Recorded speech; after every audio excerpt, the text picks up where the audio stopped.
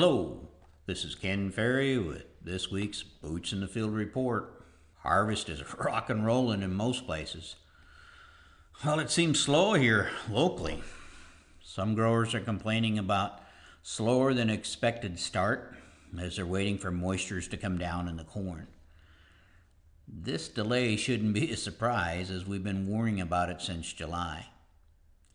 Now, I realize corn drying isn't cheap, but man, this weather is a gift. And as they say, don't look a gift horse in the mouth. If you're twiddling your fingers waiting for both the beans and the corn to get dry, you may be giving up some very valuable time on the other end to do your fall work. While this streak of dry weather has been great, it can turn any time. Just ask the people in Florida. If you're not getting the hint, what I'm saying, it's time to put the hammer down. Let her rip. In many cases, we're beautifying the landscape by cutting all these water hemp. Now, while these fields look so much better after harvest, let's not forget the weed seed we left behind. These fields will take 3 years of staying on top of that water hemp to get them back to where they were before this year. So scouts, keep pictures and scouting reports of these fields to remind everybody this is going to be a 3-year project. While this dry spell is nice for harvest, it does have me concerned in how dry it's getting in some places. Tile have quit running, creeks have stopped flowing, drainage ditches have nothing in them. Putting in some fence posts on Saturday around my cattle lot, we're drilling down 4 feet and found no moisture, and it was like drilling through concrete. Now, the plus side of this dry weather, it allows for a smooth harvest. You're not dealing with equipment getting stuck, no ruts, wheel tracks to deal with. On the downside, we'll need these water reserves replenished before freeze up, or it could make for a pretty nervous spring.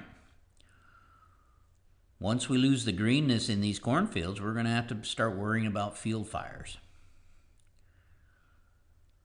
When the soil temperature drops, without moisture, fall applications of anhydrous are going to be about impossible to get it to seal. Now, one of the big pluses to the dry soil is we get good shatter from our fall tillage.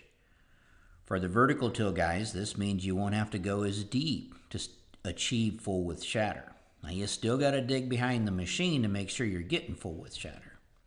And man, we're building some nice strips in the strip till fields right now.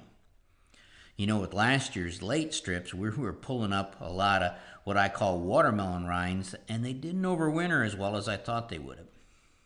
Right now, we're building some nice strips. So if you want nice strips to work into next spring, now's go time, which means you're going to have to bypass some applications of the anhydrous. At least give it a thought on some acres, so you don't miss the window to get good strips on all your acres. Some growers have commented on how fast these fields are getting tilled or stripped right behind the harvest, saying, what's the hurry? Well, these growers understand the value of taking advantage of these conditions as they prep for next year. Seeing and getting a lot of calls on the amount of frost damage there is from what I thought was a light frost the night September 28, 29, especially from 136 north. In most cases, it was more visible on the beans, especially the later maturing varieties, and it'll have little effect on yield. Matter of fact, it'll speed up that harvest. In the replant and the double crop beans, it's going to ding the yields a little. Some of the corn that was still green had not quite finished putting in black layer.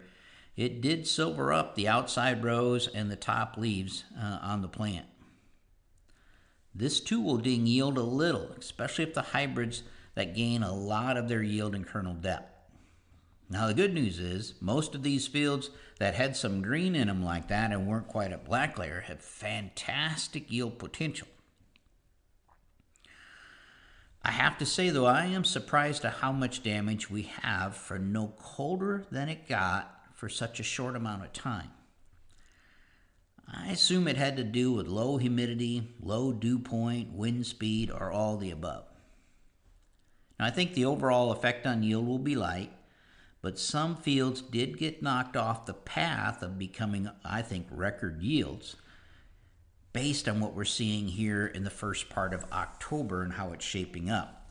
These fields could have benefited from some of the good fill days that we're gaining here in October. The tar spot locally has really popped here the last 2 weeks. It did show up here at the campus about 10 days ago. Now this tar spot is too late to cause yield issues. Again, showing up end of September, what we think was more normal until last year when it showed up in June. Getting reports from northeast Iowa, southeast Minnesota, where the tar spot killed the fields early, and now they're dealing with crown rot and it's causing standability problems. A lot of you out there can relate to that. Scouts, continue to do your harvest scouting for standability and final ear counts. Make sure you log the position and write them down. As we go through the yield maps this winter, we'll want to know what you're getting bushels per ear. So again, location and the amount. Be on the lookout for the ear molds. Now, fields with ear mold issues will only get worse if we don't harvest them. Fields with ear molds don't store well, so you may want to send them to town. We're harvesting the corn here at the campus today. We'll sell it right across the scale, so you know what that means. The bottom of the corn market should be set this week. We're doing our part to get you good prices. Crews are cleaning up the soil testing behind the combines. Don't forget to let Katie know as you knock out fields that are up for fall testing. To stay up to date, check out our website at croptechinc.com and subscribe to our podcast, Boots in the Field Report. Keep her safe, keep her moving.